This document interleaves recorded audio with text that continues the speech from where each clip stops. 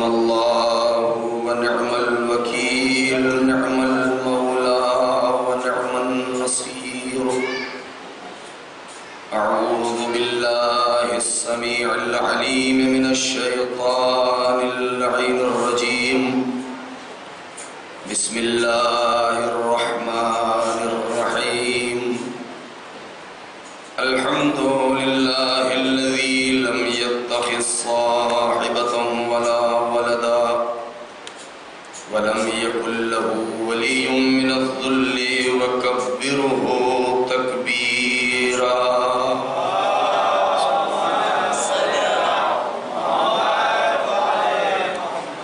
والصلاة والسلام والتحية والإكرام على النبي الأمي المكي المدني القرشي الهاشمي الأبطحي سيدنا ومولانا ومقتدانا وهادينا أبي القاسم محمد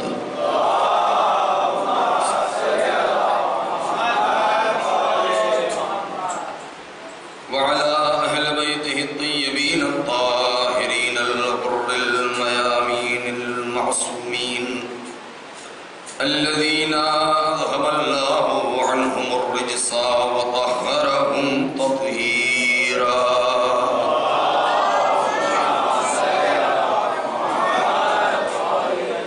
ولعنة الله على أعدائهم أجمعين من الآن إلى يوم الدين أما بعد فقد قال الله الحكيم في كتابه الكريم بسم الله الرحمن الرحيم هل أتى على الإنسان حين من الدهر لم يكن شيئا مذكورا إنا خلقنا الإنسان من نطفة أمشاج نبتليه فجعلناه سميعا بصيرا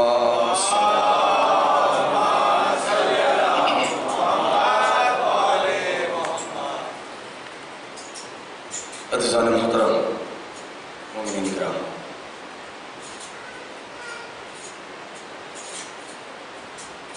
عنوان گفتگو آپ کے پیش نظر ہے کربلا کے آئینے میں انسان کی قدر و قیمت، یا یوں کہہ دیا جائے کہ انسان کی حقیقت اور اس کا کمال کربلا کے آئینے میں۔ آج کی اپنی اس تمہیدی اور مختصر گفتگو میں جو بات آپ کی خدمت میں عرض کرنا ہے، پروردگار عالم نے قرآن مجید میں ایک سوالیہ انداز سے انسان کو مخاطب کیا ہے۔ ظاہراً سوال ہے، لیکن باطناً اور حقیقتاً ایک چیز کی خبر دی جا رہی ہے۔ هل أتى على الإنسان حين من الدهر،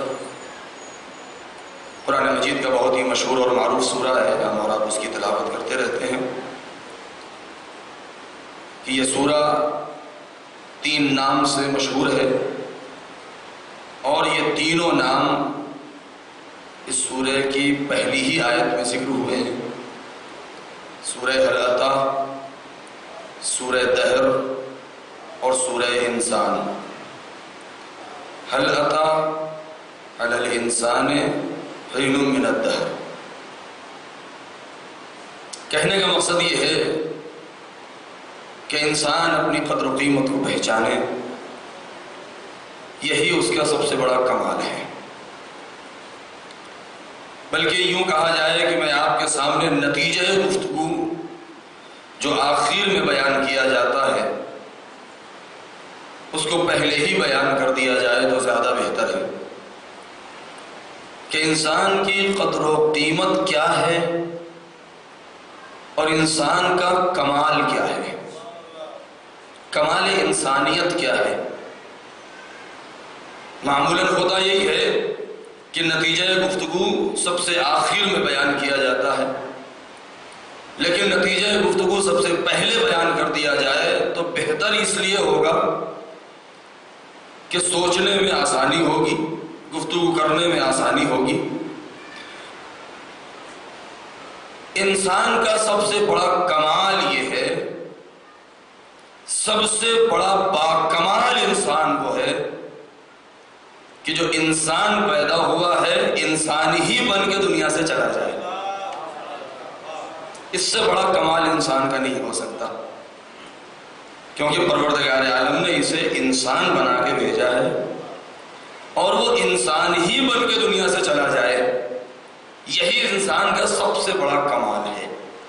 اس سے بڑی کوئی معراج نہیں ہو سکتی، اس سے بڑا کوئی کمال نہیں ہو سکتا، اس سے بڑی کوئی منزلت نہیں ہو سکتی ہے انسان کی، کیونکہ عبودیت کی معراج تبھی ہوتی ہے جب انسان انسان رہ جائے۔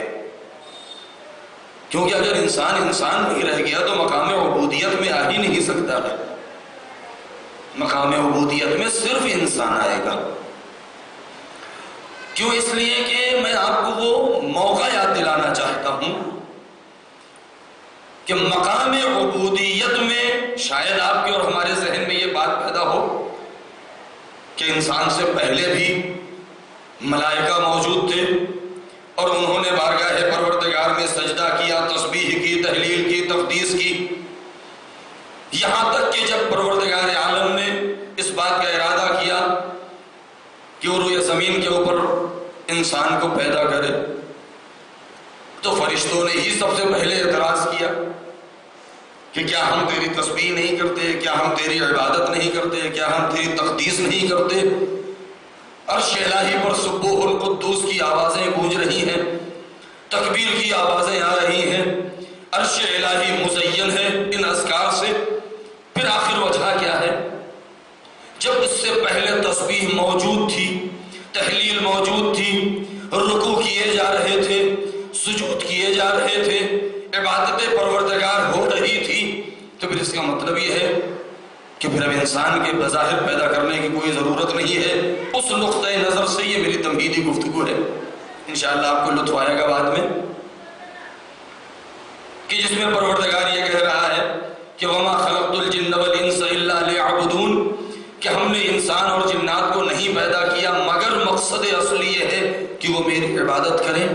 تو عبادت تو اس کی ہو ہی رہی تھی۔ اب یہاں سے آپ دیکھیں کہ آیا پروردگار عالم کی عبادت جو فرشتے کر رہے تھے، تو یہ فرشتوں کو طریقہ عبادت بتایا کس نے ہے؟ یہ فرشتوں کو سلیقہ عبادت سکھایا کس نے ہے؟ آیا پروردگار عالم نے خود ان کی سرشت اور ان کے خمیر کے اندر یہ رکھ دیا تھا؟ ہاں، ہے بہت سے فرشتے ایسے ہیں کہ جن کو رکوع میں پیدا کر دیا تو وہ رکوع میں ہی ہیں، کچھ کو سجدے میں پیدا کر دیا تو وہ سجدے میں ہی ہیں، کچھ قیام کی حالت میں ہیں، کچھ ذکر کی حالت میں ہیں۔ یہ بات اپنی جگہ صحیح ہے۔ پھر آخر انہیں سلیقہ عبادت سکھایا کس نے ہے؟ یہ ایک، یہ میں جو تمہید آپ کے سامنے سوالات رکھ رہا ہوں تاکہ بعد میں ہماری گفتگو میں آسانی ہو۔ دوسرا مقام انصاف سے بتائیں، جب تک ہم کسی مخلوق کو دیکھیں گے نہیں اور اس کی حقیقت سے آشنا نہیں ہوں گے، بہت توجہ، مثال اگر ہم نے کوئی مثال کے طور پر کسی جانور کے بارے میں، مثلا ہم نے کبھی بکریاں نہیں دیکھی ہیں اور اس کے بعد ہمارے سامنے کوئی بات آ جائے تو ہم کیسے مثال دیں گے بکری کی جب ہم اس کے بارے میں کچھ جانتے ہی نہیں ہیں؟ جب تک ہم نے کبھی دیکھا ہی نہیں ہے تو ہم اس کو جانیں گے کیسے؟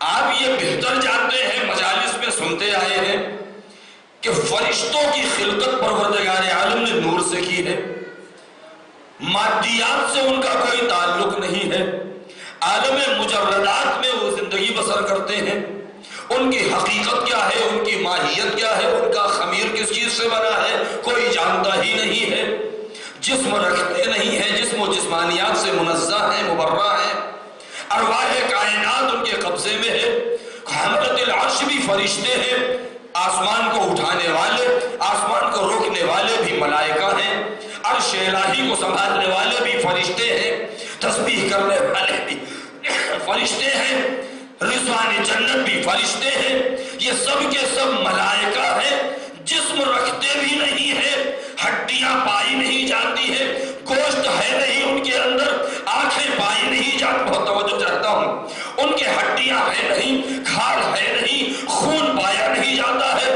جواہرات مادیات سے خالی ہیں۔ جب انہوں نے کبھی آدم و آدم کو دیکھا ہی نہیں ہے تو اب سوال کیسے کر لیا بارگاہ پروردگار میں؟ جب وہ جانتے ہی نہیں ہے کہ خون ہوتا کیسے ہے تو کیسے کہہ دیا کہ جب اس نے کہا انی جاعل فی الارض خلیفہ، تو کیا کہا کہ کیا پروردگار تو اس کو زمین پر بھیجے گا کہ جا کے خون ریزی کرے؟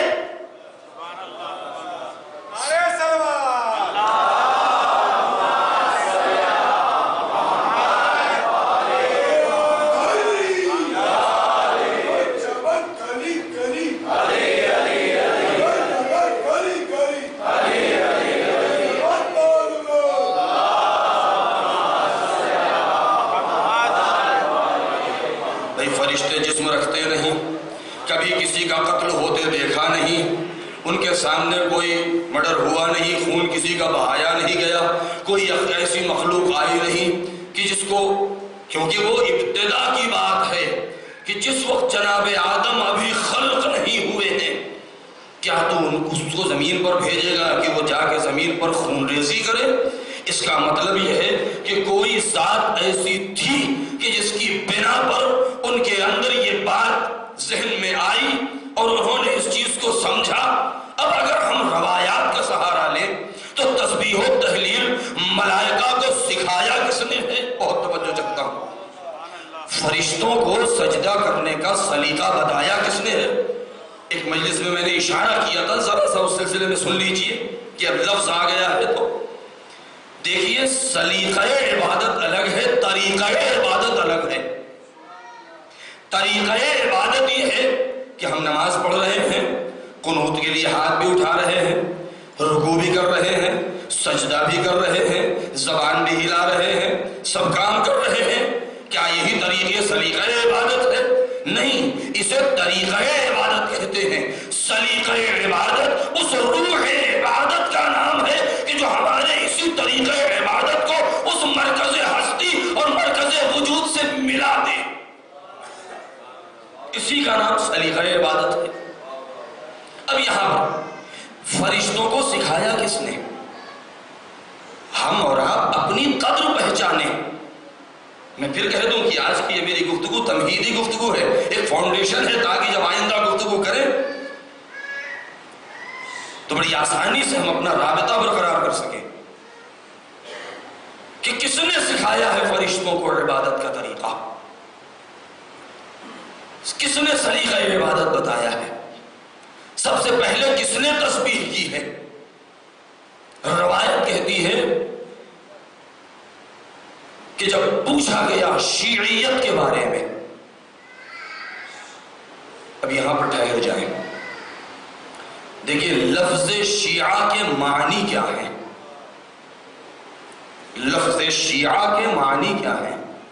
لغت میں، ڈکشنری میں اس کی میننگز کیا ہے؟ کہہ دینا بہت آسان ہے کہ ہم شیعہ ہیں، کم سے کم اگر عمل کے اعتبار سے پورے نہ اتریں تو کم سے کم شیعہ لفظ شیعہ اور نام شیعہ کی لاج تو رکھنے کے لائق بنائے اپنے کو ہم۔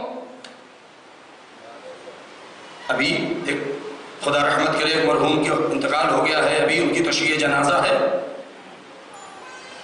یہ تشییع جنازہ کے معنی کیا ہے؟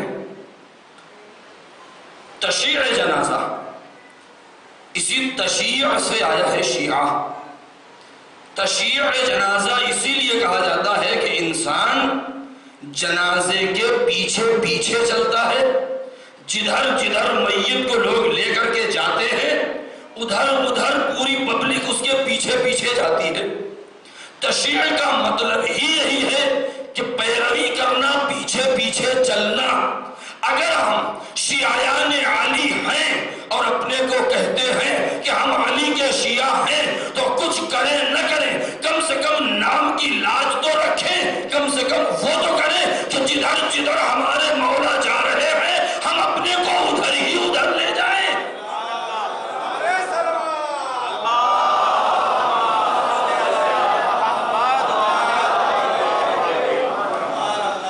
وہ جا رہے ہیں کسی اور طرف، ہم اپنے کو لے جا رہے ہیں کسی اور چیز کی طرف، اور اس کے بعد ہم یہ بھی دعویٰ کریں کہ ہم علی کے شیعہ ہیں۔ یہی وجہ ہے کہ جو مختلف مقامات پر ہمارے ائمہ نے فرمایا کونوا لنا زینا ولا تکونوا علینا شیئا، اے میرے چاہنے والوں، اے میرے ماننے والوں، مجھے تمہارے اوپر فخر ہے، لیکن تم ہمارے لیے باعث عزت بننا، باعث ذلت و رسوائی نہ بننا۔ اس کا کیا معنی ہے؟ چھٹے امام مصحف ناطق صادق آل محمد امام جعفر صادق علیہ السلام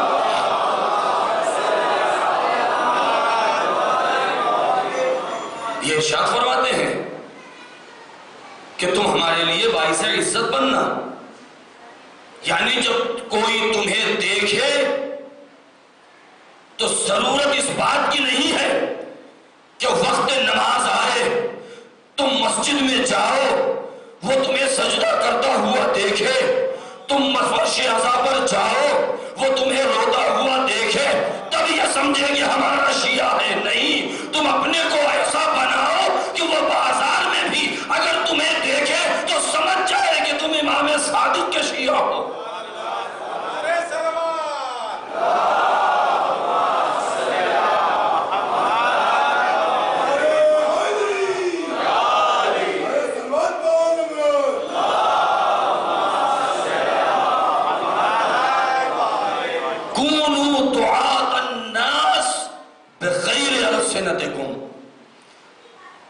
دعوت دینے کے لیے زبان کے استعمال کرنے کی ضرورت تمہیں نہیں پڑنی چاہیے۔ تمہیں ضرورت ہی نہیں ہے کہ تم کسی سے کہو کہ بھئی سجدہ کر لو، نماز پڑھ لو، روزہ رکھ لو، نیک کام کر لو، سچ بولو، خیانت نہ کرو، امانت داری سے کام لو، دیانت اختیار کرو۔ نہیں، کونوا دعاۃ الناس بغیر السنتکم، تم لوگوں کو دعوت دو اپنی زبان کے علاوہ۔ ایک تیسرا مقدمہ آپ کے سامنے عرض کروں۔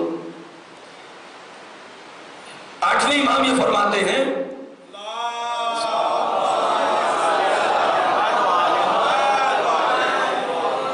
اس بات کی ضرورت نہیں ہے، بہت توجہ چاہتا ہوں، بس شاید یہ میرا آخری مقدمہ ہو اور اس کے بعد ہماری تمہید مکمل ہو جائے گی۔ امام فرماتے ہیں کہ اس بات کی ضرورت ہی نہیں ہے کہ تم کسی سے جا کے کہو دنیا میں کہ امام کی اتباع کرو، امام کی پیروی کرو، ان کے نقش قدم پر چلو، تم نماز پڑھو، تم اپنا اچھا کردار کرو۔ نہیں، تم اپنے زبان کو پاک بنا لو، اس کا اثر یہ ہوگا کہ لو علم الناس محاسن کلامنا لاتبعونا، ہمارے کلام میں وہ اعجاز پایا جاتا ہے کہ اگر لوگ ہماری حدیث کے حسن کو سمجھ لیں گے تو خود بخود اتباع کرنے لگیں گے۔ ایک صلوات پڑھے پر محمد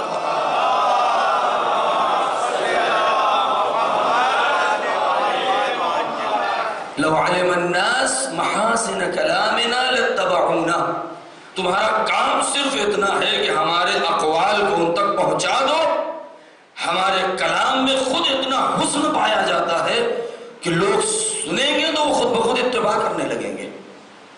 اب آئے اپنی مقدمے کی جمعآوری کر کے اور آپ کے سامنے وہ نتیجہ میں سامنے رکھوں کہ آخر جب جناب آدم کی خلقت نہیں ہوئی، بہت توجہ، ابھی تبلیغ کا دور نہیں شروع ہوا اور اس کے بعد تقدیس و تحلیل کا سلسلہ جاری ہے، تو پھر آخر کس نے بتایا اہم کو آداب عبادت؟ روایت کہتی ہے کہ جس وقت یہ سوال ہوا اے شیعو اپنی حیثیت کو پہچانو، اپنے قدر کو پہچانو، کیا فرمایا ہے معصوم نے؟ کہا کہ جس وقت پروردگار عالم نے فرشتوں کو خلق کیا ہے اور فرشتوں کو پیدا کرنے کے بعد ان سے کہا کہ تم ہمارے لیے تکبیر کہو، بہت توجہ، تم تکبیر کہو، تو فرشتوں نے کیا کہا؟ لا علم لنا، ہمیں نہیں معلوم ہم تکبیر کیسے کہیں۔ فکبرنا، بہت توجہ، فکبرنا فکبرت شیعہ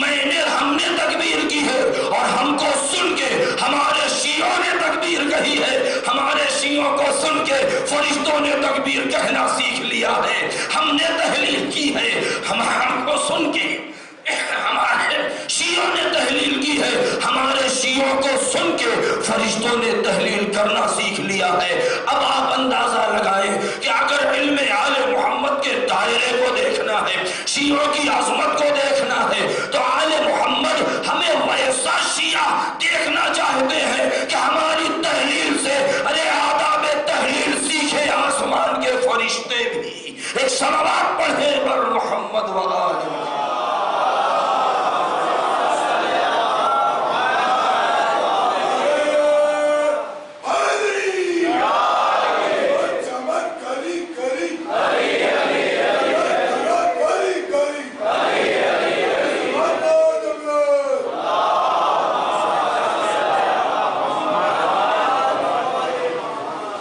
انسان اپنی حقیقت کو پہچانے، بس میرا مقدمہ اور میری تمہید ختم ہو چکی ہے کہ انسان اپنی حیثیت کو پہچانے۔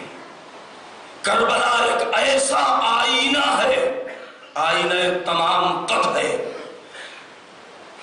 کہ اس مکمل اسلام، مکمل دین، مکمل شریعت نہیں، مکمل دستور بشریت، مکمل آئین انسانیت اس کے اندر جلوہ نما ہے۔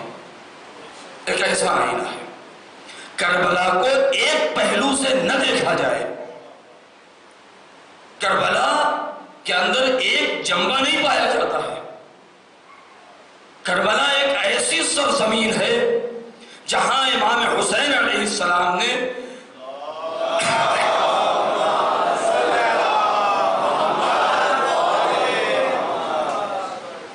ایسے کردار کے نمونے پیش کیے ہیں۔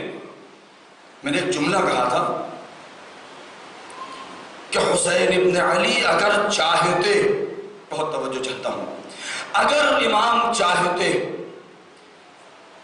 تو خدا کی قسم میدان کربلا میں لشکر یزیدی سے زیادہ تعداد آپ کے سپاہ میں ہوتی، اس میں کوئی شک نہیں ہے، اس میں شک کرنے کی ضرورت نہیں ہے۔ اگر امام چاہتے تو سامنے والے سے زیادہ بھیڑ جمع کر سکتے تھے۔ ایک صلوات پڑھ کے ذرا تشریف آگے آ جائیے۔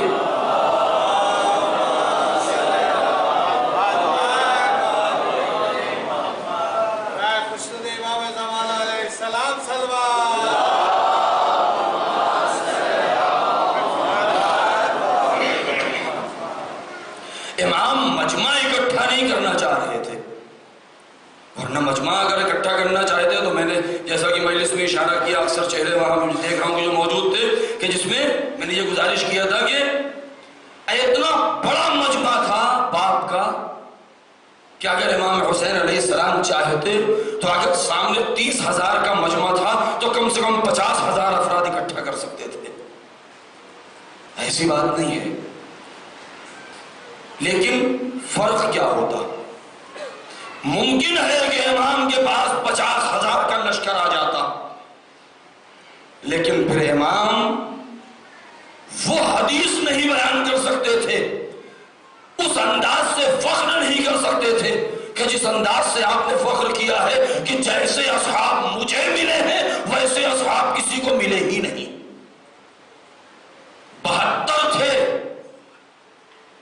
اب میں وہ جملہ کہوں کہ امام مجمع اکٹھا نہیں کر رہے تھے، نہیں، امام کنکر اور پتھر کے ٹکڑوں کو نہیں دیکھ رہے تھے، امام ان کوہستانوں کو، ریگزاروں کو توڑ کے کھنگال کے جوہری ان کنکروں کے درمیان سے زمین کا سینہ چاک کر کے ہیرے نکال رہا تھا۔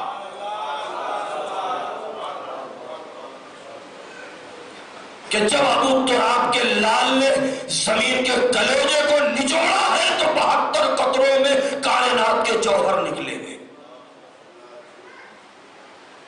اصلی کمال یہ ہے کہ کائنات کے 72 قطروں میں اس کائنات کا جوہر نکلا ہے۔ رسول خدا نے یوں ہی نہیں کہہ دیا ہے کہ ان الحسین مصباح الہدی و سفینۃ النجات، چراغ ہدایت ہے، کشتی نجات ہیں۔ مثل اہل بیتی کا سفینۃ نوح من رکبہا نجا ومن تخلف عنہا غرقا وہوا۔ کیا مطلب ہے اس کے؟ ان حدیثوں کے ترجمے کے اوپر غور کریں۔ صرف ہم اس میں یہ نہ دیکھیں کہ فضائل کے نقطے ہیں اور ہم اس کو پڑھ کے اور تعریف چاہیں سننے والوں سے، نہیں، اہل بیت کے مقام اور منزلت کو پہچانیں۔ جب ہم اہل بیت کے مقام و منزلت کو پہچانیں گے تب یہ سمجھ میں آئے گا کہ انسانیت کا وقار کیا ہے، انسانیت کی عظمت کیا ہے اور اس کا مرتبہ کیا ہے۔ مثل اہل بیتی کا سفینۃ نوح، کہ میرے اہل بیت کی مثال سفینہ نوح کے مانند ہے۔ کیا معنی ہے اس کے؟ اب آپ سوچتے رہے اس چیز کو کہ جناب نوح کے زمانے میں جب طوفان آیا ہے تو اس پوری زمین، پوری کائنات میں سوائے ان افراد کے کہ جو کشتی پر تھے دوسرا کوئی نہیں بچا۔ یہ نہیں کہا جا سکتا کہ نہیں اس علاقے میں، اس ملک میں، اس شہر میں نہیں، اس پوری کائنات میں سوائے ان افراد کے جو اس کشتی کے اوپر تھے کوئی بھی نہیں بچا، سب کے سب غرق ہو گئے۔ دوسرا لفظ کیا ہے کہ غرق و ہوا۔ رسول خدا فرما دیتے کہ ومن تخلف عنہا غرقا، کہ جو بھی سوار نہیں ہوگا وہ ڈوب جائے گا۔ اس کے بعد والا لفظ کیوں استعمال کیا ہے؟ سوچنے کا مقام ہے، لسان نبوت ہے، زبان رسالت ہے، زبان عصمت ہے، پیکر تطہیر ہے۔ کیوں؟ آخر ضرورت کیوں ہے؟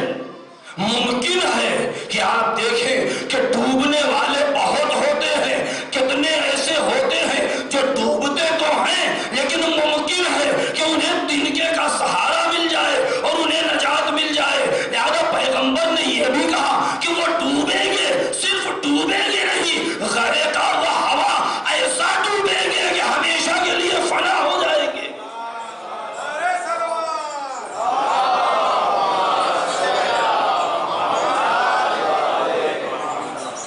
ایسا ڈوبیں گے، ایسا غرق ہوں گے کہ ہمیشہ کے لیے فنا ہو جائیں گے، یعنی ان کا کوئی نام و نشان نہیں باقی رہ جائے گا۔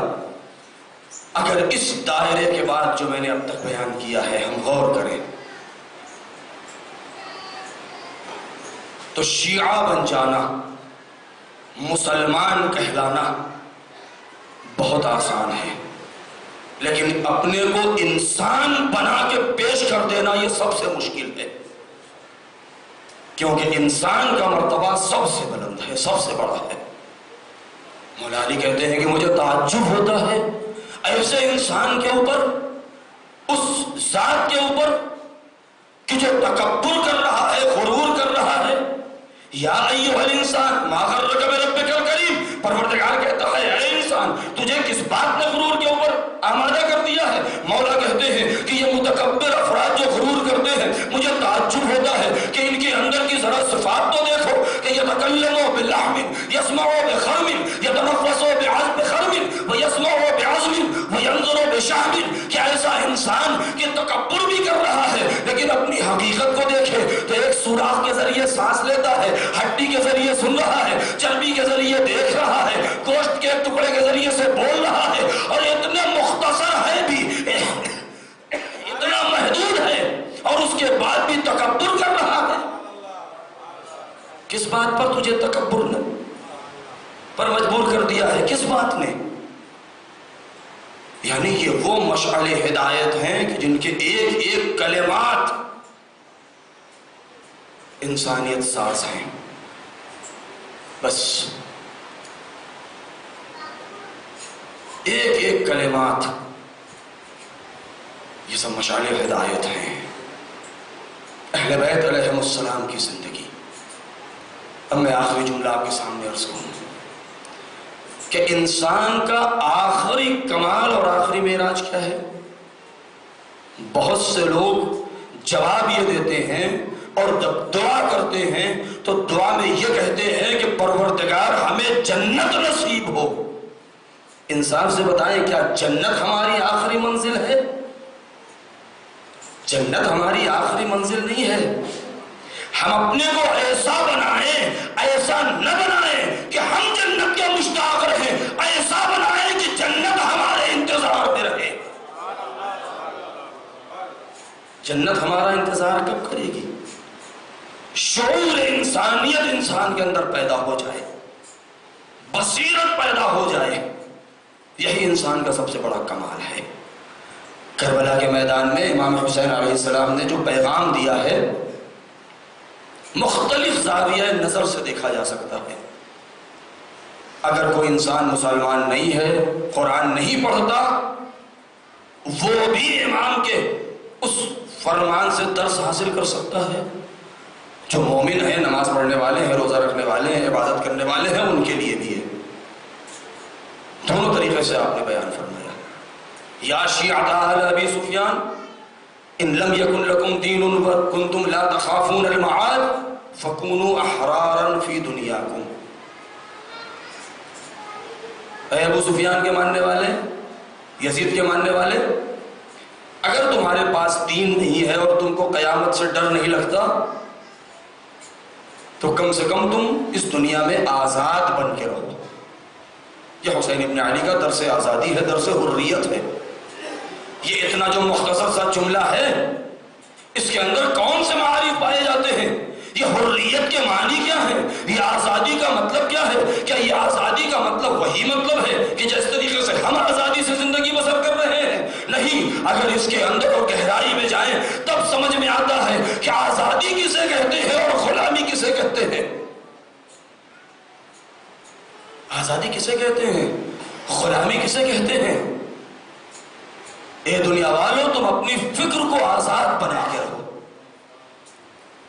کیونکہ جب تمہاری فکر آزاد ہوگی تو تمہارا ضمیر آزاد ہوگا، جب تمہارا ضمیر آزاد ہوگا تو تمہاری زبان آزاد ہوگی، جب تمہاری زبان آزاد ہوگی تو تمہاری زبان پر سوائے حق کے دوسرا کچھ بھی لفظ نہیں آئے گا، اور جب تمہاری زبان پر حق آئے گا تب دنیا جنت کا نمونہ بنے گی۔ لہذا حسین ابن علی نے جو میدان کربلا میں مختلف کردار پیش کیے ہیں، ہر انداز سے اس کو پڑھنے کی ضرورت ہے۔ کربلا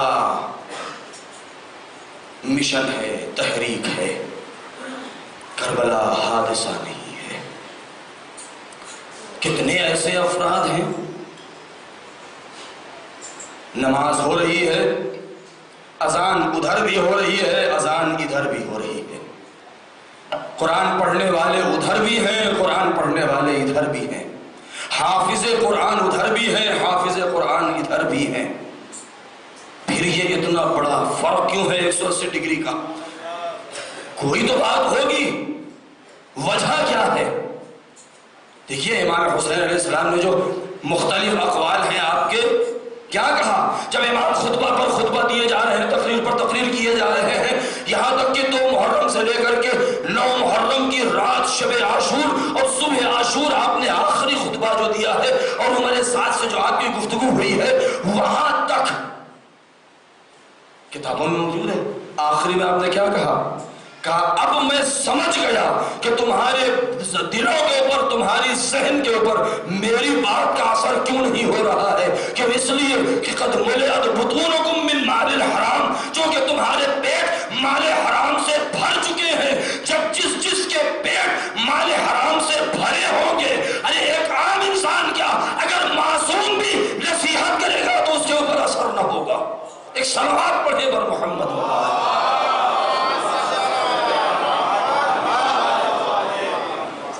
یہ وہ منارے ہیں۔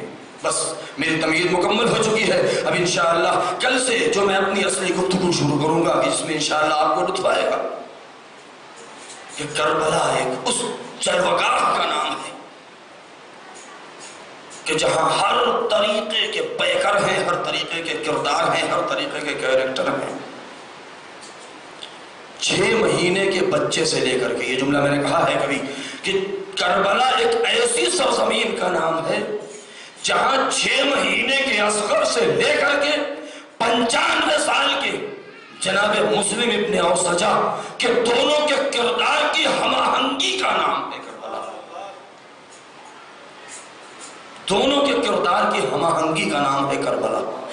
بہت بڑی بات ہے یہ.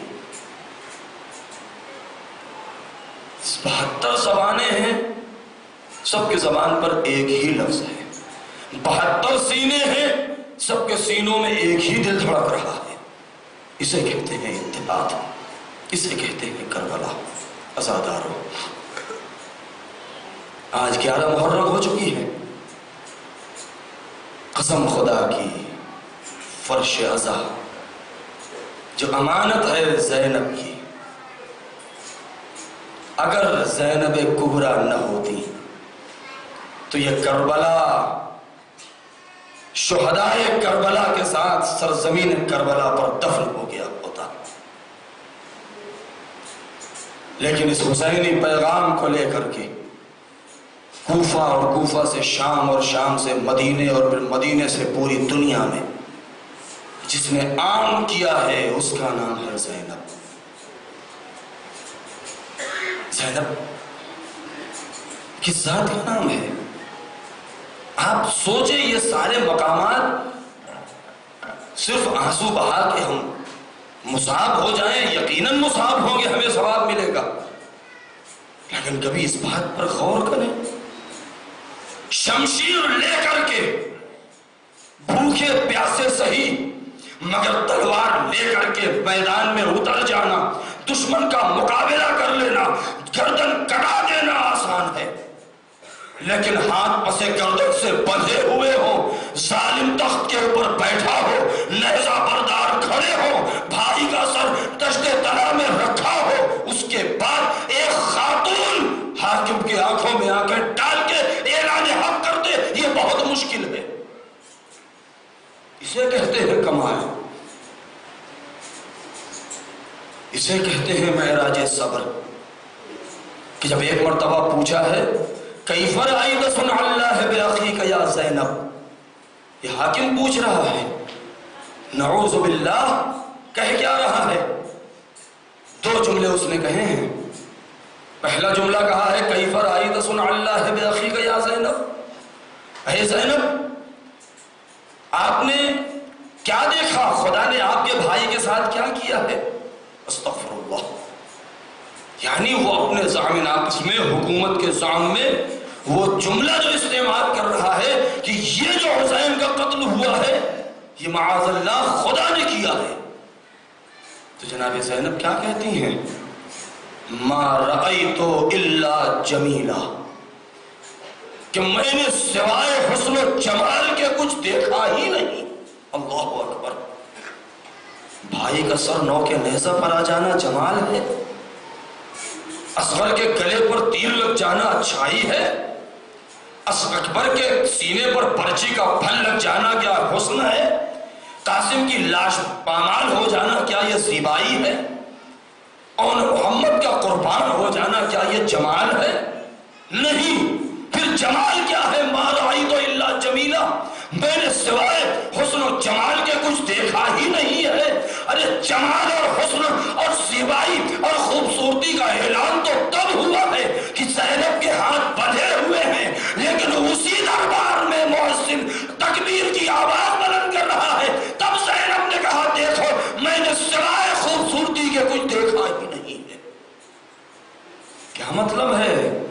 یعنی تو نے سب کچھ کر لیا لیکن ہم جیت گئے. اسے کہتے ہیں زیبائی. دوسرا جملہ کیا کہا ہے؟ کیف اسرع الشیب یا ابا عبداللہ یا بما اسرع الشیب یا ابا عبداللہ. حاکم نے امام کے سر کو دیکھا اور کہا اے حسین آپ کے اوپر بڑھاپا کتنی جلدی آ گیا. یہ جملہ ہے حاکم کا.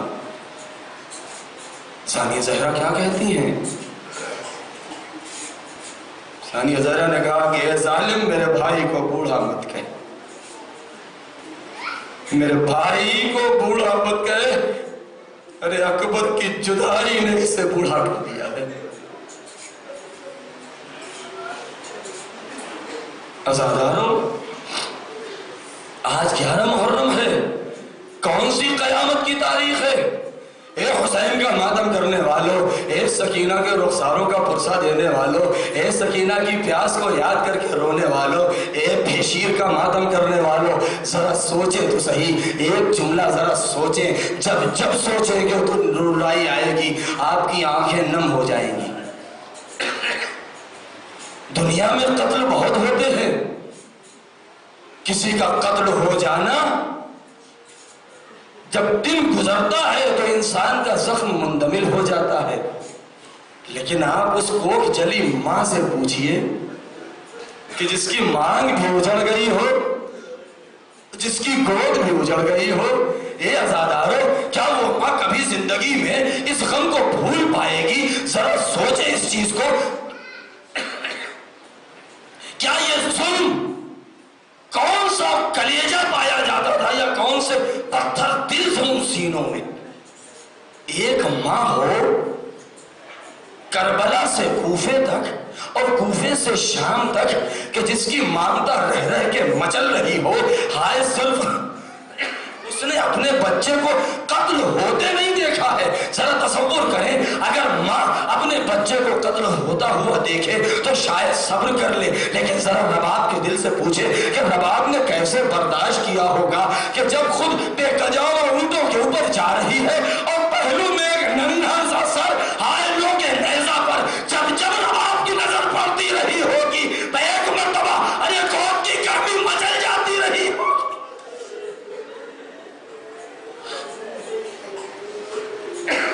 اجرکم علی اللہ۔ عزاداروں، مظالم کی انتہا ہے۔ شام غریبہ گزر چکی ہے، جناب زینب نے کس مصیبتوں میں شام غریبہ کو گزارا، بچوں کو کیسے بہلایا ہوگا؟ ہائے جس بچی کے کان زخمی ہو، جس کا ہاتھ جل گیا ہو، جس کے کرتے کا دامن بھی جلا ہوا ہو، جس کے رخساروں پر تماچوں کے نشان ہو، جو رات میں رہ رہ کے چونک جاتی ہو اور چونک کے پوچھتی ہو اے ماں بے پوپی اماں، ارے کیا میرا بابا آ گیا ہے؟ جو چونک کے پوچھتی ہو اے پوپی اماں، ارے کیا میرا چچا آ گیا ہے؟ کبھی اپنے بھیا اصغر کو یاد کر کے روتی ہو۔ ہائے وہ زینب، تاریخ کہتی ہے کہ جب 11 محرم کی صبح نمودار ہوئی ہے اور ایک مرتبہ ظالم دوبارہ سے اہل حرم کی طرف آئے ہیں تو زینب کا دل تڑپ گیا۔ ہائے اب کون سی مصیبت؟ ایک مرتبہ آپ سوچیں کہ ایک نحیف و ناتواں، اب یہاں پر ایک جملہ رک کے میں کہہ دوں کہ جناب عابد بیمار کہ ان کی بیماری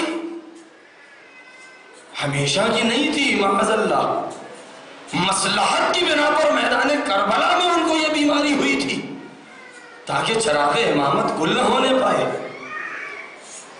لیکن وہی نخاہت، وہی بیماری، اور اس کے بعد ظالم ظلم کیا کر رہے ہیں؟ ہاتھوں میں ہتھکڑیاں، پیروں میں بیڑیاں، گلے میں توقے خاردار، کمر میں لنگر، بس عزاداروں میں آپ کی زحمت تمام کر چکا، بہت روئیں گے۔ مقتل کہتا ہے کہ عابد بیمار جن کا بستر جل چکا تھا، ہائے ایک کنارے پر آپ لیٹے ہوئے تھے اور آپ کی پھوپھی زینب ان کے سرہانے بیٹھی تھی، اور عابد بیمار نے جب آنکھ کھولا ہے، عابد بیمار کی آنکھ کب کھولی ہے؟ جب ایک مرتبہ گھوڑوں کے دوڑنے کی آواز آئی ہے تو آنکھ کھول دی۔ اے پھوپھی اماں، ارے خیر تو ہے؟ کہا اے میرے لال، ارے گھوڑے دوڑتے ہوئے آ رہے ہیں، نہیں معلوم اب کیا ظلم ہوگا۔ جب وہ سوار نزدیک آئے ہیں تو کیا دیکھا؟ ہائے ہاتھوں میں ہتھکڑیاں لے کے آئے ہیں، بیڑیاں لے کے آئے ہیں، عابد بیمار لیکن جو اپنے سے بغیر سہارے اٹھ نہیں سکتے ہیں، انہیں اتنا سنگین ہتھکڑی پہنائی جا رہی ہے، بیڑی پہنائی جا رہی ہے، اور اس کے بعد مہار ناقہ دیا جا رہا ہے، اہل حرم کو سوار ہونے کا حکم مل رہا ہے۔ اے عزادارو، ہائے یہی وہ موقع تھا کہ جب ایک مرتبہ بے کجاوا اونٹ لا کے بٹھائے گئے اور ایک ایک بیویوں کو حکم ہوا کہ اس کے اوپر سوار ہو جاؤ۔ زینب تڑپ گئی، اے فضہ، ارے آؤ زینب سوار کر دے، اے ام کلثوم آؤ زینب تمہیں سوار کر دے، اے بابی ام پروا، ارے آؤ زینب سوار کر دے۔ زینب نے سب کو سوار کیا ہے۔ اب جب اس کے بعد اکیلی بچی تب یہاں پر مقتل کا فکرہ ہے کہ زینب نے نیچے دیکھا ہے اور اوپر دیکھا ہے، دائیں بائیں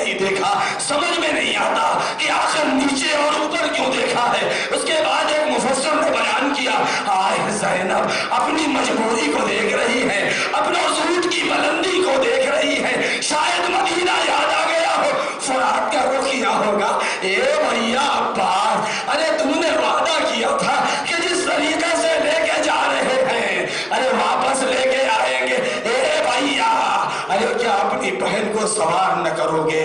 ابھی زینب یہ منظر دیکھ رہی تھی کہ کوئی شخص آگے بڑھا، چاہا کہ سہارا دے، ارے بی بی نے کہا ارے ظالم مجھے ہاتھ نہ لگا، ہائے زینب کیسے سوار ہوئی نہیں معلوم، لیکن ایک موقع ایسا آیا کہ جب یہ قافلہ شہداء کے میتوں کے پاس سے گزارا، سید سجاد کی نظر اپنے باپ کے بے گوروں کفن لاشے پر پڑی، غش کھا کے گرنے لگے، زینب نے اتر کے سوال، اے بیٹا سید سجاد ارے اپنے کو سنبھالو، ابھی کوفہ و شام کی منزل باقی۔